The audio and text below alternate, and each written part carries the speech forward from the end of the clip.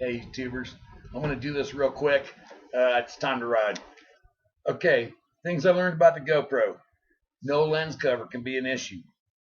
Man, at least get those $20 little thin plastic sticky things that stick on there to protect them. It's better than losing your whole camera because it's scratched and the video is useless. GoPro says they don't care and they ain't doing nothing. It'd cost more to fix it than it would to buy a new camera. Save your battery life by turning off wireless, voice recognition, and GPS. It'll last longer.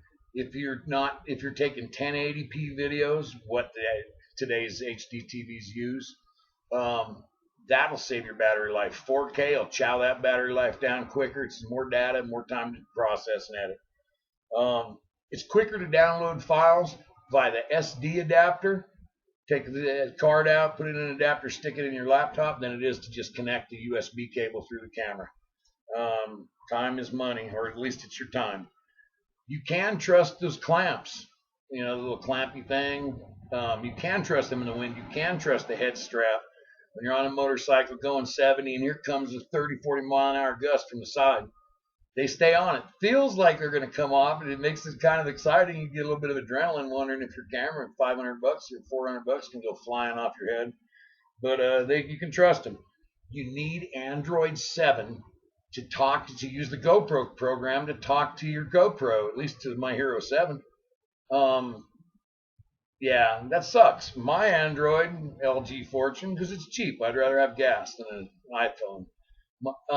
I called the manufacturer. They said, "Oh yeah, sure, it'll take Android 7 if your service provider will put it on." Well, my service provider, who shall remain unnamed, won't do it. They want to. They'll provide Android 7 if I buy an LG Fortune 2 or some other phone, sure. So they're incrementalizing you. There's hidden costs. You bought this GoPro, you think, good, I'm going to start recording videos. It's going to be great.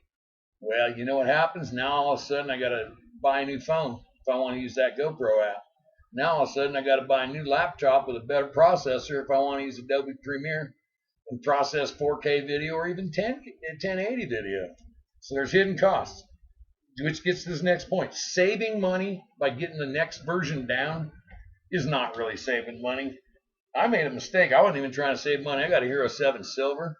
You can't take the battery out. It doesn't have a lens cover that you can take off and put in an ND filter.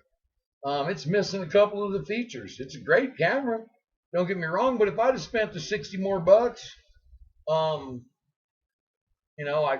looked up what cost what and just got the most expensive one, rather than thinking silver would be better or something. Yeah, you ain't gonna save no money. Just get the good one, which in this case is black. I think they quit that nonsense with the Hero 8. All they got's a Hero 8 black, which is good. One good one, forget the cheap ones. No one's ever happy about it. Hey, here's the thing that ties into this. You're not just buying a camera, you're buying accessories.